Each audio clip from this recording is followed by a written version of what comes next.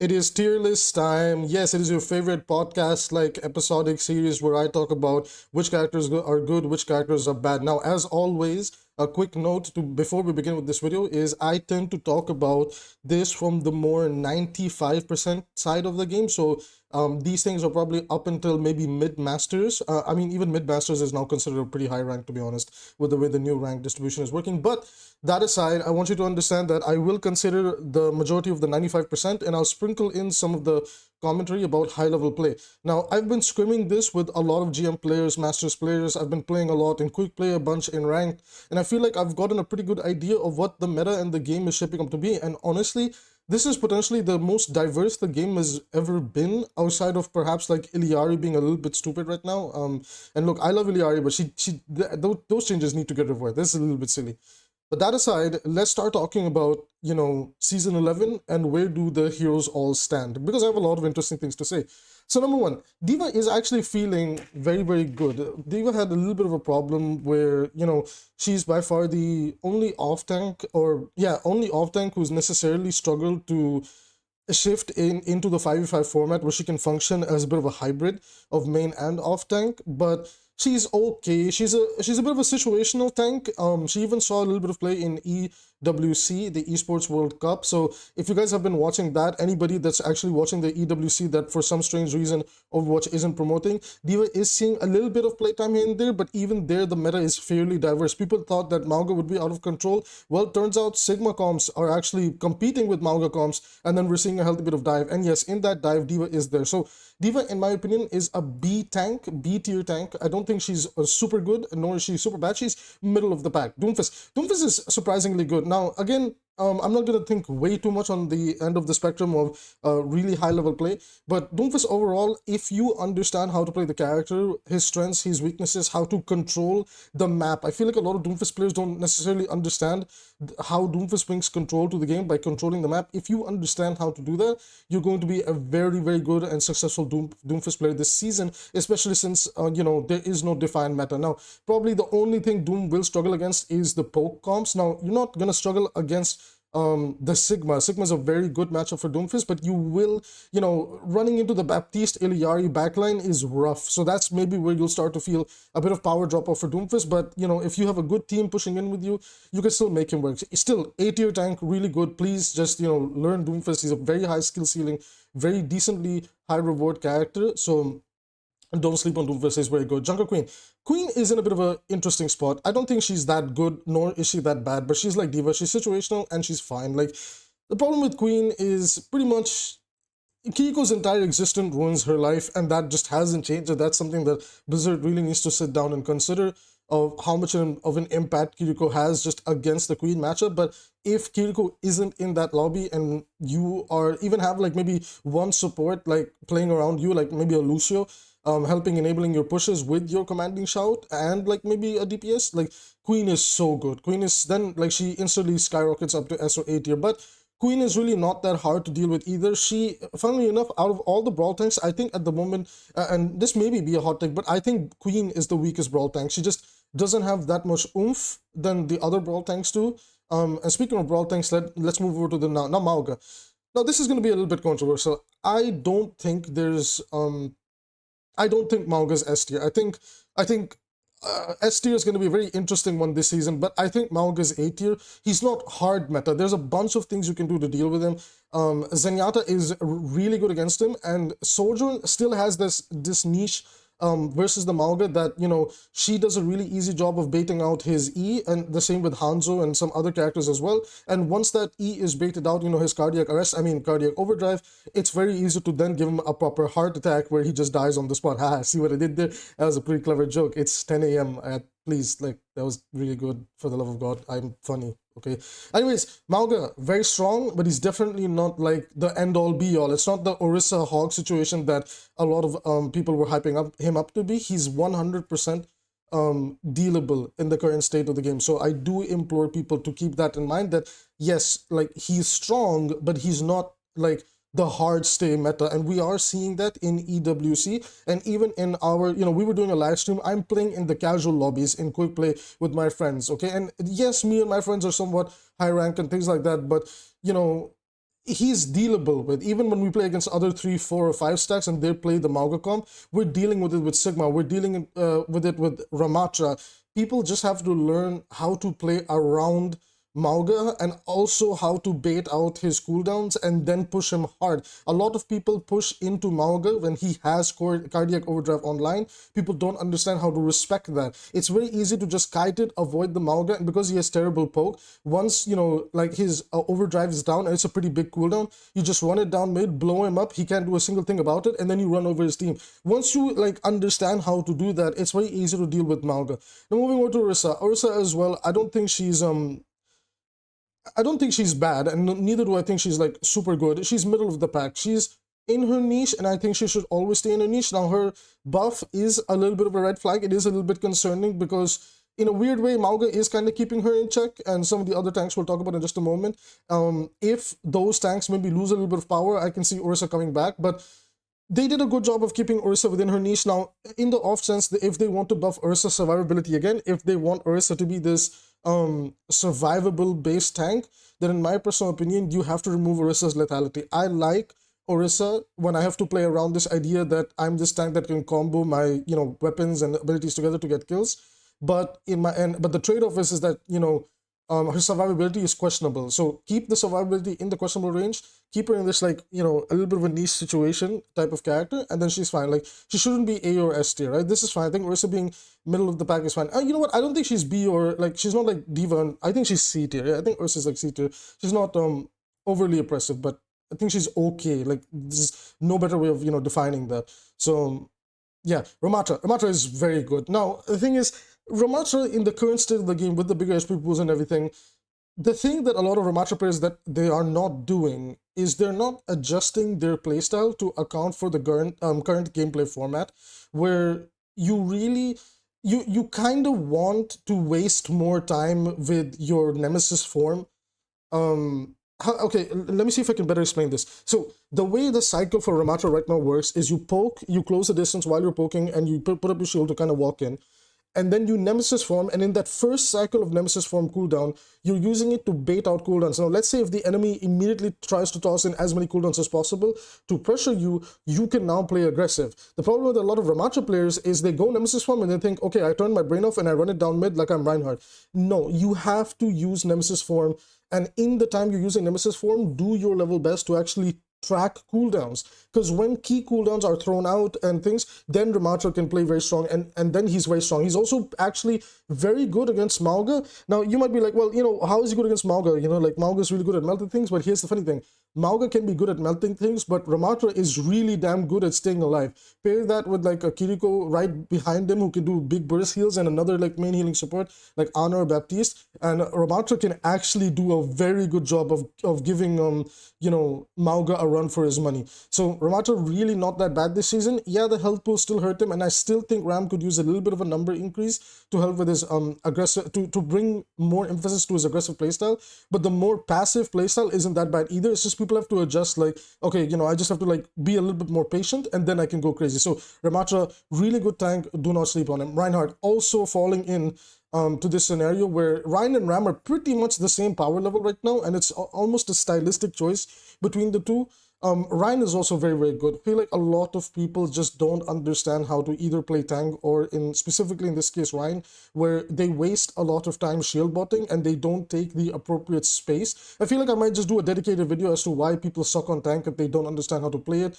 And they just like echo chamber things that people at high elo say. While the problems in high elo are valid, a lot of people at the lower levels of play don't actually face those problems that they think they do, because most of the time, like, you know, like a Ryan player complaining that Ryan is bad, well, that's a Ryan player that's shield botting, not taking space, like expecting everybody else to do his job when there's a window for him to do a lot and he just refuses to do it.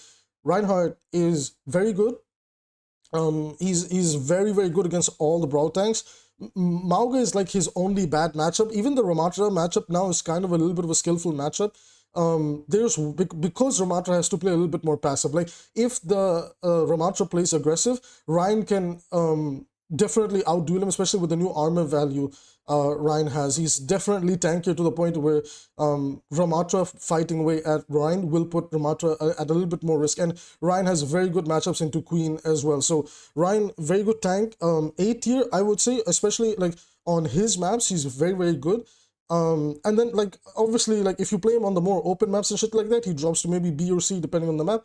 But outside of that, he's very good. Brawl isn't that bad for the 90% side of the player base. Now Roadhog, finally, thank God, Roadhog has dropped quite a bit to C tier. So this like C tier, I guess we could say, is like the more niche tier. Let me just title this niche. And Roadhog is dropped to the niche. Roadhog is pretty much only really being picked to maybe deal with Doomfist, and that's it, right? You can even pick Orisa for that, but this area where, you know, the C niche tier, like, hey, they have this niche, if they're good at it, they can do well. If not, then they're kind of shit. Some characters have to be in this like niche spot, you know. So it would be nice if 𝐒𝐈𝐓 did get nerfed down to here, but honestly, 𝐒𝐈𝐓 is in a state right now where you can deal with him, and I might just do a video on how to counter 𝐒𝐈𝐓 if people think that, you know, he's so oppressive, even though he's very easy to deal with. Not like necessarily very easy, but he's definitely much more dealable than he's ever been in the past few seasons, and there's a lot of things in the game contributing to that right now. So we'll talk about that. Roadhog, on the other hand, is basically dead. Like, Roadhog is actual garbage tier, and while they did keep his power in his ability to shoot things, he's a glass cannon. Like, the best of the best Roadhog players can make him work now, and even outside of that, you can easily pressure them by picking certain characters. Reaper also got a mega buff this season, and Reaper does a great job of isolating Roadhog. Like, seriously, guys, try playing the new Reaper into Roadhog. It is hilarious how Reaper shreds through his HP bar. So Roadhog has a niche. Outside of that, he's garbage, and that's how it always should be. I know a lot of Hog players are probably not going to like hearing that, but sadly that it is what it is. Sigma. Now, Sigma might be the only one that I might say could be potentially S tier. Now, I've been watching a bunch of EWC, Esports World Cup. That's the current, like the highest level play of people competing. And while we are seeing 𝐒𝐈𝐓 comps, we're seeing some Doomfist comps, we're seeing Winston dive comps, we're seeing even Ram and Ryan, some D.Va here and there.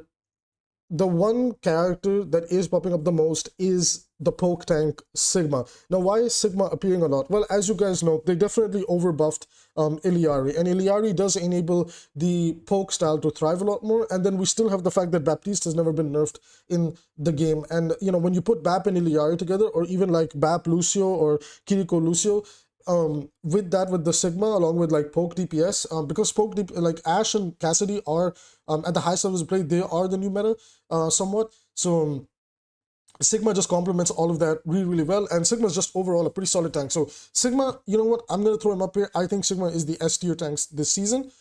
Obviously he's gonna have weak matchups against Brawl. He doesn't he's actually surprisingly very good into 𝐒𝐈𝐓 as well. He can keep 𝐒𝐈𝐓 at bay and plays at his safe distance that 𝐒𝐈𝐓 cannot you know, fight Sigma, but Sigma can. Like, Sigma can take the close range duel versus 𝐒𝐈𝐓, and even though it does favor 𝐒𝐈𝐓 a little bit more, Sigma just has so much more survivability over the 𝐒𝐈𝐓. Again, like, Sig can also do a good job of baiting out cardiac overdrive early through the sheer power of his poke, and then once that cardiac overdrive is down, you can rock him and then walk in. And yeah, man, that, like, seriously, I really wish Overwatch was promoting the EWC, because there's some really interesting compositions that are on the rise, and I feel like a lot of people are just not aware of it, and they're thinking like, oh, it's just 𝐒𝐈𝐓 meta, when it's like, no, the game's kind of diverse, which, you know, congrats on the balance team. They actually found a way to, you know, make the game a little bit more spread out, rather than just, hey, pick either Orisa, pick Hog, or pick 𝐒𝐈𝐓, and this one comp to win the game. Although I'll talk about the compositions this season a little bit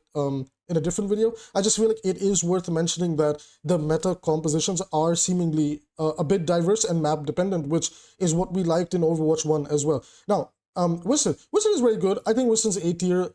Understand how to play him. He can be played with and against a lot of things, and obviously if you have complementary supports and DPS, Winston's a great tank. I don't think Winston's bad at all. And this is probably the season he's thriving the most he ever has. Seeing a lot of Winston at EWC, seeing a lot of Winston in ranked, in scrims, in quick play, and he's doing pretty well. So, you know, thumbs up. If you're a Winston enjoyer, not much to say, try him out. Wrecking Ball, extremely underrated pick, and this is the weird thing. Ball is one of those cases where if a person who completely understands how to play Ball, he's like A tier right now, right? But if it's like your average player who doesn't like know Ball and is like trying to learn him and just doesn't get the character, he immediately drops to F tier. So you know what, we're gonna drop him in C, like niche. He's not actually niche, but I don't know where to put ball. It's one of those cases where if it's a good ball player, immediately S to A tier, bad ball player immediately down to DF tier. So we're just gonna drop him in East for now. Zarya is pretty solid too. Not gonna say that she's the strongest tank this season. Been seeing her a lot lately, but she's middle of the pack. She has bad matchups against Ram and Ryan and Mauga, who can easily force out her cooldowns right now. And both Ram, Ryan, and Mauga have much more survivability than her. Zarya does have a much better matchup against Queen in that brawl fight, but outside of that, Ryan, Ram, and Mauga do kind of make a mockery out of the Zarya pick, and Doom and Winston, and even Sigma, if the Sigma is smart in the way he approaches the Zarya matchup, the Zarya can just feel a little bit awkward because like her survivability and her tanking abilities are fully cooldown based, where when Mauga brings his up, the duration is so long. When Ramatra brings his block up, Brian brings the shield up, like there is a big window for them to survive much longer than Zarya, to where they can by themselves bait out maybe both bubbles and then pressure the Zarya down with DPS at their side. So definitely something to consider. I think that's all the tanks, and honestly, not bad. None of the tanks are necessarily bad per se. I think that's something I want to throw in. There's very few characters that are generally bad. So that's it for the tanks. Let me just quickly throw the tanks away and let's get started with DPS. Hey guys, we're back. Let's talk about DPS. So I'm not going to waste any time. Let's get straight into it. Ashe is actually a pretty good S tier character this season. And so is Cassidy. I think I'm definitely pushing them as a little bit of a hot take. I think Ashe and Cass have a lot. Their names go together and they look cute together up here. A great ship, by the way. Don't care what anybody says. But okay, little jokes aside.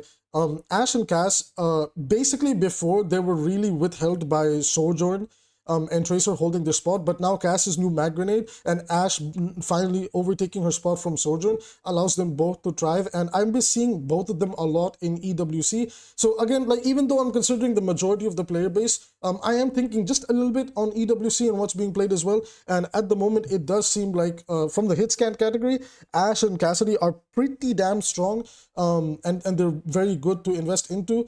You can play them interchangeably as a solo queue player, and you can also play them as a double in a comp. But yeah, they're both very, very good. At worst, both of them drop to S tier if the map or composition doesn't favor them. There's also multiple ways to deal with both of them. I do want some characters in S tier. Maybe I'll drop Ashe to A tier, but I do think Cassidy this season is an S tier character. Ashe becomes S tier on her better maps. But on the weaker maps, she's like A tier at best, and A tier against like dive compositions where she does struggle a little bit, but Cass has a lot going for him. Bastion, okay, you know what? Bastion's niche, and then at the same time, like that's fine. Like I don't think I need to explain. Bastion just for the game is not good. And I will make a video talking about which characters are extremely unhealthy for the game and how we should approach changing them up for the grander scheme of the game. But Bastion's niche, he should always be in that niche, and he should never exit this niche. He should never like be pushed even into B tier. So Bastion C, and then like at worst DF, and that's fine. Like I don't want to talk about Bastion that much. Echo. So Echo is not that bad, not that good. She doesn't like the bigger HP pools, but she's not that bad either. She's A tier. She fits into a lot of compositions. She's very flexible. Her ultimate is much better right now. She's alright. Honestly, not much to say about Echo. Like, yeah, like some of the breakpoints do hurt her just a little bit, but honestly, it isn't that crazy. It's just like you have a little bit badder matchups against the tanks, but if you just like focus a little bit more on squishies, Echo is a very good DPS to play. You do need at least one complementing support, like maybe a Zen or Mercy to like give you some pocket here and there. Or 𝐒𝐿𝐄 that can paper you across the map, like if you're going for the hard times, but Echo's a pretty damn solid pick. And I believe I did see her playing here in EWC. Genji, now, this is, okay, guys, before I talk about the Shimada brothers, both of them 100% need buffs, but in the current state of the game, so far, neither of them are that bad. Like, the way the meta was before, was they were kind of also being oppressed by some of the stuff that was in the meta, and now that the meta has kind of opened up, it's allowing Genji and Hanzo to thrive a little bit more, because think of it like this: when the game gets different indirect nerfs, that means Genji and Hanzo get indirect buffs. I will say though that the average player will still have a difficult time making characters like Genji and Hanzo work, as opposed to just playing maybe Echo for the Genji replacement and Cass and Ashe for Hanzo. So I will put them in C tier. Like at best they go up to like B tier, but outside of that, they're niche characters that can only really work with specialists on them. And if you're a specialist on them that can make them work, you're gonna have a pretty good time. You know, I've been playing a lot on stream, and I've been having a lot of fun with Genji and Hanzo. People have been coming, we've been checking it out. So Genji Hanzo, in the hands of the right player, pretty decent. Like still, Genji still needs a buff on the damage. Hanzo needs his one-shot back still. Don't get me wrong. But they're not overly bad either. They're like a little bit like niche, or you know what, like instead of calling this niche, just call it specialist picks as well. So if you have a specialist on these characters, you can definitely make them work. Like I said, the game opening up and there being a little bit more variety allows Genji and Hanzo in different cases and scenarios to thrive a little bit more than just, oh, we're forced to play against the really big brawly tank all the time. So really nice. And Hanzo is also very good into Mauga with Storm Arrow. So if you have like a Zen with you or Mercy damage boosting you, it's very easy for Hanzo to bully the tank. And Genji fits into the current compositions really well, which again scares me because it's like anytime Genji fits a little bit into the meta compositions here and there, he does see a little bit of a nerf. So I really hope they don't do that. He does need a buff. Hanzo needs a buff. Really interested to see how Blizzard tackles both of the Shimada brothers, and a dedicated video coming to both of them very soon, talking about, you know, the Shimada brothers and why they need buffs. I think I might need to compile one more video on the two of them and then, you know, call it for that. Now, Junkrat as well. I'm not going to lie, I've been seeing a lot of Junkrat in ranked, and it has been working. I think a lot of the Junkrat enthusiasts out there have been evolving their playstyle, and again, niche and specialist. Like, if you're a specialist on the character and you know what you're doing and you know the niches where the character is strong, you can 100% make Junkrat work. He's not that bad. Like, I can wall first point, I can wall third point, Legion control center. There's a bunch of places and areas on the map where you can definitely force out Junkrat and have a really good time. I love playing him on Icon Wall 3rd. Anytime I end up on Icon Wall 3rd, Junkrat can be so oppressive, especially because Icon Wall 3rd encourages his spammy playstyle, so he just goes almost immediately to S or A tier on that section of the map. So Junkrat, niche character, really good in the hands of a specialist. I think that's fine. He's pretty fun. Mei. Now, Mei is really awkward. I don't want to say she's D or F tier, neither do I want to say she's B, A, or S tier. I think she's, again, also one of those characters that is in that niche specialist category where she really needs a person that understands the game fundamentally to make full use of her entire kit. That's not to say that she's bad or good. I just think it's one of those things where you really do need to have specialists playing them. Now, she's not seeing play at the super high end of the game, so like, you know, the pro play.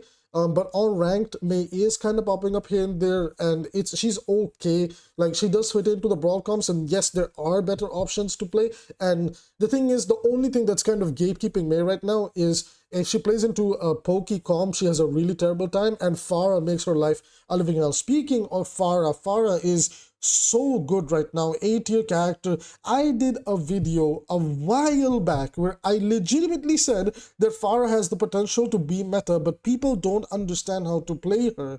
And, you know, granted that this was in the 200-ish people, but now Pharah being a little bit more tanky, she can take one more shot, but having the faster rockets enables her to do a lot more burst damage, and she can ignore the current armor values. Pharah's having the time of her life. If you, I actually might say Pharah's better than Echo right now. So, Pharah, very good character to pick up in the current season, has great synergy with multiple comps right now. She feels like a more better and consistent Junkrat, where she can also play on the floor much better because of the faster rockets as well. So it kind of feels like she's like Hanzo, just shooting these ginormous rockets across the map and applying high burst.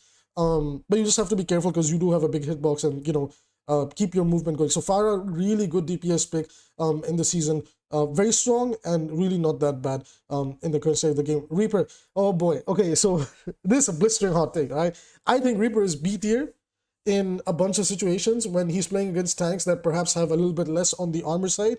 But even if you're playing against characters that have armor, if you can work with your team to first burn through that armor, after that armor drops, bro, Reaper destroys everything right now. And his matchups against a lot of squishies has gotten much better with the spread tightening. And remember, I said all I wanted for Reaper was the spread change, okay? And that's what they gave us. They gave us the spread change, and it made Reaper much better. Now, I don't think he's, I don't want to say he's niche. No, nor do I think you have to be a specialist to make him work. I think he's beta. I think he's like okay. Like he's pretty decent. You can play him. You can play him into a bunch of comps. You can play him with a bunch of comps, especially in quick play and ladder. Obviously, he's not seeing that much high-level play right now, and that's fine. Not every character needs to be played at the high level. It also is self-explanatory as to why Reaper isn't seeing that much play. Against poke comps, he's kind of weak, and then Pharah also kind of shits on him. But in your average games, in your games, you definitely can play Reaper with a brawl comp, or even sometimes a dive comp. They've actually made his shadow step much faster, and I'm not gonna lie, Reaper dive, not that bad, you know. So Reaper, pretty decent, B tier, and at worst a C tier character, right? So pretty good. Really happy for his changes. Really happy for him. I've been having a lot of fun playing him. You know, Reaper's very fun character, and he's very honest. Like this, like I think Reaper's the most honest tank buster we have in the game, and there's more than enough things in the game to either deal with him or just force him out. So I love Reaper. He's great. Why is Life Weaver in the DPS area? Let's just force him out. Sojourn. Sojourn has dropped so much in power, and even at the highest levels of play, at pro play in the EWC, you know, the Esports World Cup, she's so weak to the point that any team that plays her and tries to make her work on the spot realizes that this isn't working, this isn't enough damage, this isn't quick enough, we need to swap her up. I think she's dropped down to niche. Like, she's niche, and I don't think you need a specialist to make her work. I just think she's a niche character now, and she's really not that strong. People were definitely you know, overhyping that, oh well, this doesn't do anything to Sojourn, this doesn't do anything, this doesn't do anything. Turns out the nerfs that Blizzard gave her kind of gutted the character, and I think Sojourn is just one of those characters that unfortunately we have to kind of keep gutted. At best, she's a B tier pick on the really good maps with good sightlines for her. And then outside of that, she's a C tier pick. So you know what? I think that's fine. I think Sojourn should stay in that. I think we've definitely experimented enough that when Sojourn takes over, a lot of the stuff in the game becomes unhealthier. Funnily enough, I think because Sojourn is bad, it's allowed other DPS to start, you know, shining more, which I think is something to also think about. Soldier 76, honestly, B tier pick. He's solid. Like, I think B is like the solid, like not too strong, not too bad, just the middle of the pack. Soldier 76, middle of the pack. Don't have much to say about him. Sombra, A tier pick, incredibly good into Mauga, very strong character. A lot of people still don't understand how to play her properly. I did a guide on her, but I might do a revisited, like, you know, advanced guide talking about how to carry on Sombra and how to really, you know, get the most out of her. But outside of that, Sombra, also A tier, very strong character, fits into a multitude of compositions. So if you're trying to learn characters, the A tiers or even the S tier is definitely where you should look at. I don't think she's S tier. There's a lot of ways to deal with her in the game right now, and she's certainly, like, while I do put her in A tier, I wouldn't necessarily say she's oppressive. I just think, like, out of a bunch of the other DPS that are below her, she has so much more playmaking capabilities, you know, that you can achieve if you understand the player. Symmetra, ooh, I want to put Sim in niche, okay, and she is the wild card this season, but I'm not sure on her. There's been some games in ranked where Sim is going nuts, okay, especially with a good Mercy pocket, Kiriko pocket, Moira with her, a good tank, brawl tank to play around her. I don't recall if I saw her being played at EWC, so I'm trying to think both from the middle of the pack and the higher ends of the gameplay. But in quick play, I'm seeing her pop up a lot, and she is popping off quite a bit. So I might put her in B. I don't think she's that OP to being A or S tier, but she's, again, the tier list is kind of considering the majority of the player base, and if you're playing in the majority of the ranks and everything, Sim is not that bad. Although I would say this is, if we can give her her 2-shot back and reduce the HP on her buildables, because I think tanky buildables is ridiculous, Sim is going to thrive a lot more, and she might actually be pushed up to A tier. But I still think Symmetra needs a rework, and that's just my opinion on it. And I will do a video talking about Symmetra's current state, what the developers have said about what limits her design, and then my opinions on perhaps the future of the character. Anyways, moving on, Torbjorn. Oh my god, this guy is A tier. This guy has been, everybody knows, everybody that follows this channel, I'm the resident Torbjorn hater. This character is stupidly OP, and there's been one trend that's happened in the past few seasons is all the buildables have seen their HP go up. Symmetra's buildables, some other shit in the game. In recency, Iliari's pylon went up, and I'm scared that in the upcoming patches, Torbjorn's turn might see an HP increase, and I don't think that's what we want to do for the game. So Torbjorn needs a nerf. I think I need to do a full video on Torbjorn on why he's surprisingly good, and a lot of people just don't understand that. And he's Pharah 2.0, where again, people are sleeping on the character. People don't play him because they just don't see the appeal. But when you pick him up, you realize, wow, this character is kind of not the jack of all trades, but the king of all trades once you kind of figure out how to make him work.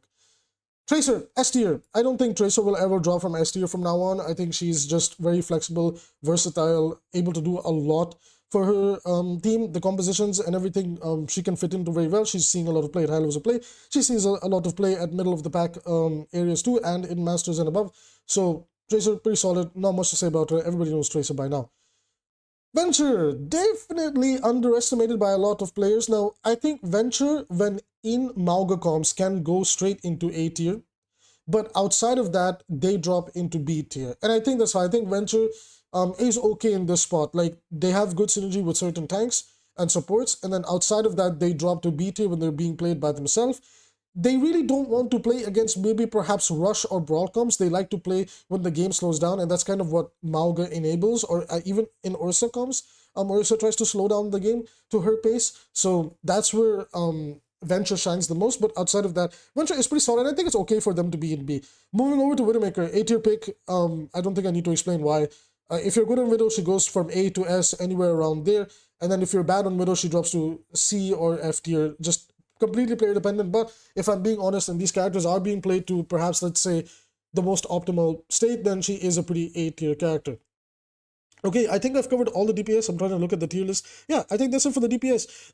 Lots of options are viable, honestly, and especially in quick play and ladder, you can make a lot of your picks work, but just understand where the weaknesses are and then kind of go from there. I think this is probably the most healthiest DPS has ever been in terms of characters that are viable and available as options to play, because in the previous season, the options that were there that were good were pretty much just Tracer, Cassidy, Pharah, and Sojourn, and that was legitimately it. And now you have a lot more that's opened up for you to play. So, you know what? That's nice. All right, let me fix this tier list and let's talk about supports. Okay, so support is in a very interesting spot. I don't think there's a single bad support in the game. I think all of them have places where they can shine and all of them have places where they cannot, except the one particular support that I think we need to finally reconsider, that this support needs a complete rework. We were talking about this a lot in my live stream yesterday. Thank you for everybody that was talking about it. I'm so sorry I wasn't able to respond to all the comments. Chat was really crazy yesterday, but I appreciate it that we had thoughtful discussion. Let's start talking about support. Ana. So I still stand that Ana does need a buff. I think Ana needs just maybe 5 or 10 more numbers on her healing or damage, and then she'll be fine. Outside of that, I think Ana's a B tier pick.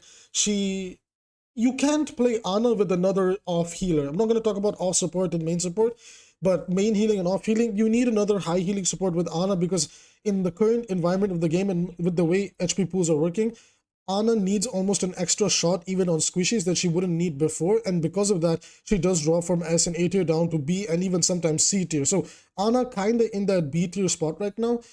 I don't think a character with such a high skill ceiling should ever be down here. Again, my opinion on her is really simple and straightforward. Rework the nade, remove the anti. They were already testing the heal reduction.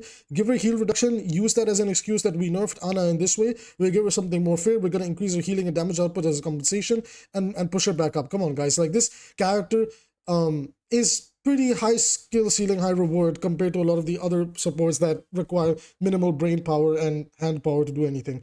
Speaking of characters with minimal brain power and hand power needed, Lifeweaver. Oh boy, and this is a blistering hot take, and I've been saying this for a while now, especially in this season in Quick Play and Ranked. Wow, this Lifeweaver feels strong. Life Tree in particular feels really strong, and again, same thing with Lifeweaver. Playing with another main healer, don't try to play Lifeweaver as this main healing support. He's kind of like, his healing is middle of the pack depending on if the DPS passive is active or not, but once you get going with him, and he can build his ult pretty damn quickly too.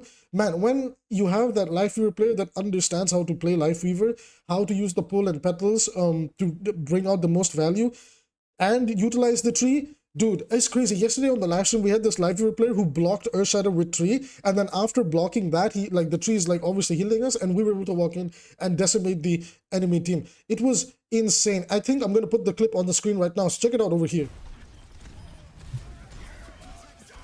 Our Nice. Lifeweaver is the best Lifeweaver in history. Oh my god, that was amazing.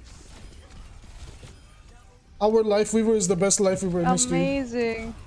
Lifeweaver diff. That was so beautiful. Astaghfirullah. What did this guy just... Yeah, that was kind of crazy, not gonna lie. So, don't sleep on Life Weaver.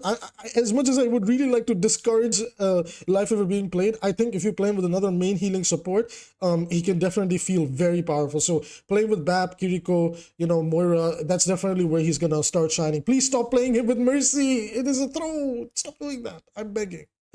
Speaking of characters that show you no mercy, Baptiste is the S tier support for this season, in my opinion.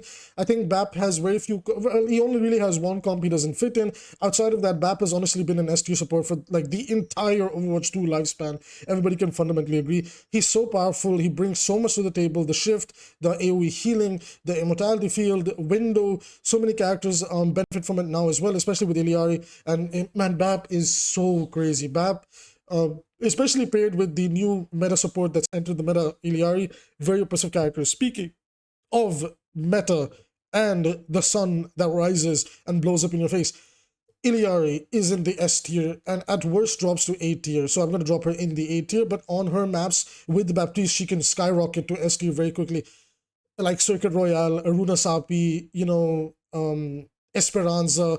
𝐒𝐈𝐈 really takes over with Baptiste by her side, and even by herself in solo queue, in ranked, you can definitely take over games with her if you're landing your shots and following up on what your team is doing.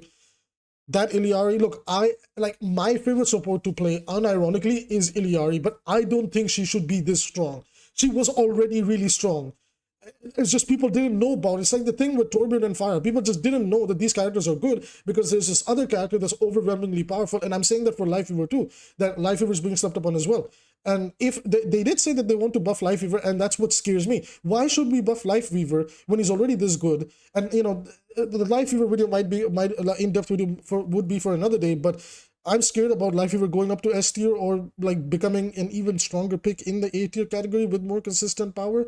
But 𝐒𝐈𝐈, A tier pick, like high A tier pick, and then on the maps where there's longer sightlines and she can play with the Sigma poke comps, and she's enabling those comps really well, immediately S tier character. So you know what, hot take, gonna drop her here. 𝐒𝐈𝐈, S tier character, seeing plays at the highest level of play, seeing her in scrim, seeing her in quick play, seeing her in ranked. She's pretty damn good and really good at making plays. Now, Brigitte, probably the only support that drops to niche and specialist.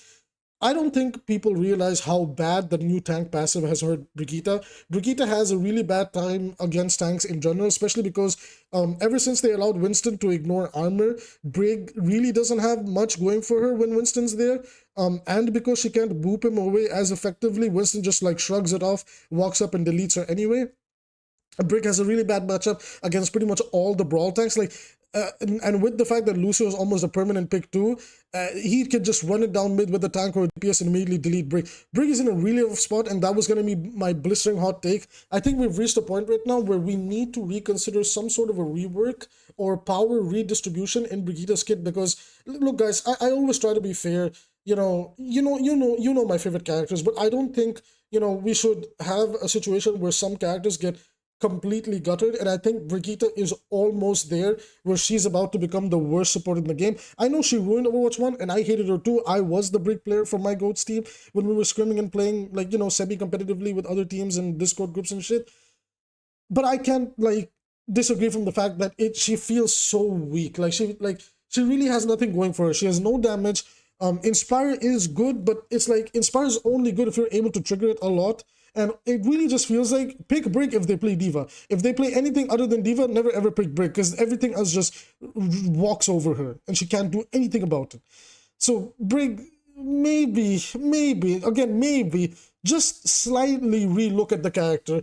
Don't make her meta defining, don't make her OP, just make her a little bit more playable is what I'm saying here, right? Again, dedicated Brigitte video coming in the near future. Let's talk about Kiriko. Kiriko, S tier pick. I don't think I need to explain why, so let's move over to Lucio. Also, S tier pick. I don't think I need to explain why. Let's move over to Mercy.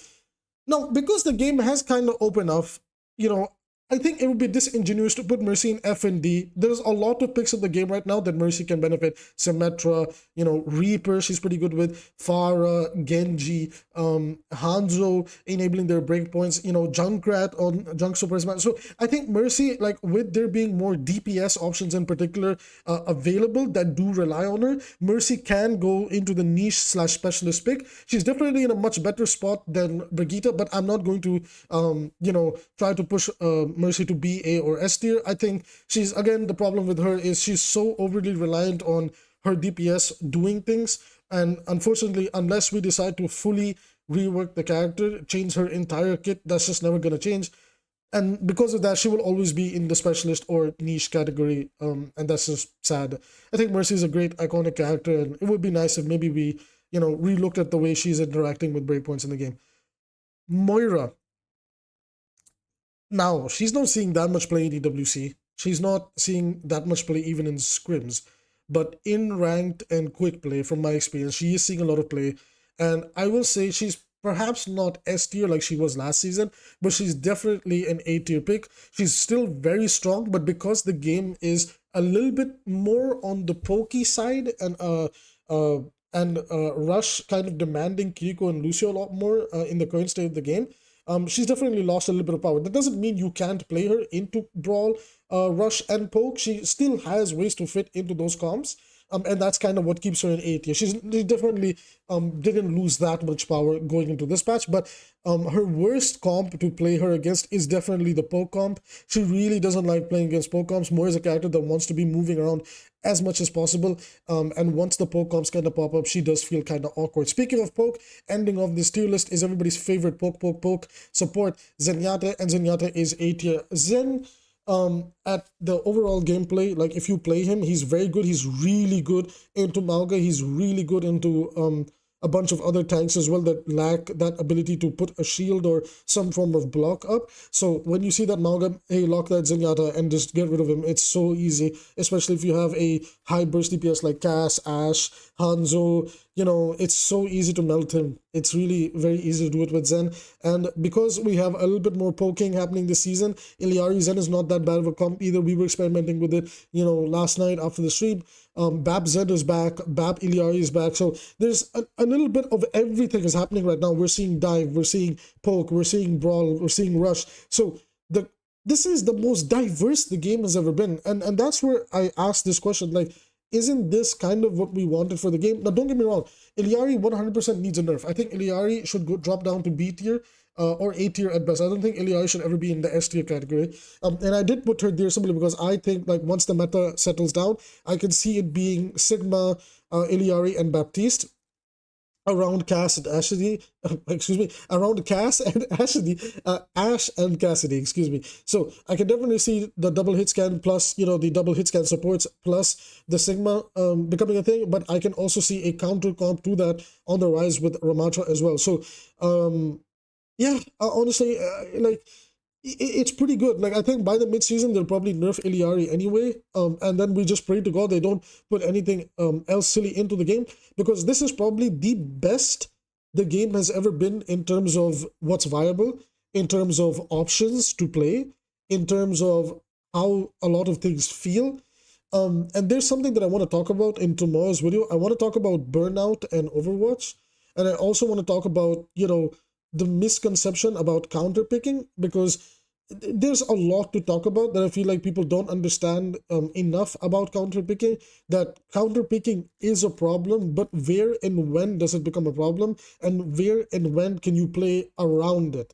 Because at the moment, especially in this season, there is a scenario where I'm willing to put forth and, that you can, to some extent, kind of work around your counters. Not all the time, but there are cases where you can do it. You just have to adjust the playstyle. And I'm even seeing that in the EWC, where teams are trying to force their compositions, despite hypothetically there being a composition that's superior to theirs. So it is all about stylistic differences. It's all about approaching the game differently and adapting. I could be wrong about the counterpicking situation. I think counterpicking is still a big problem that we need to address. But overall, current gameplay state, I think this is the healthiest it's ever been.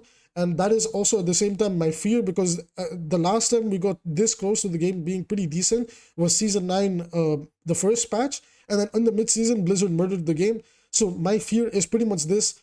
This is a very good patch, and I hope to God that the mid-season is an improvement and not, okay, let's just murder the game and like overbuff Mercy and Life Weaver, because they have said previously that they are looking to buff Mercy's movement and they are looking at Life Weaver in particular. So a bit worried, but that's going to be it for this video. Everybody, let me know your thoughts and comments down below. Please try to be respectful about the discussion, otherwise I'm not going to respond. I do read all the comments, and I appreciate everybody coming down to the live streams and supporting. We'll do a live stream most likely today too, so I hope to see you guys there. With that being said, if you want to support the channel for free, all you have to do is like and subscribe.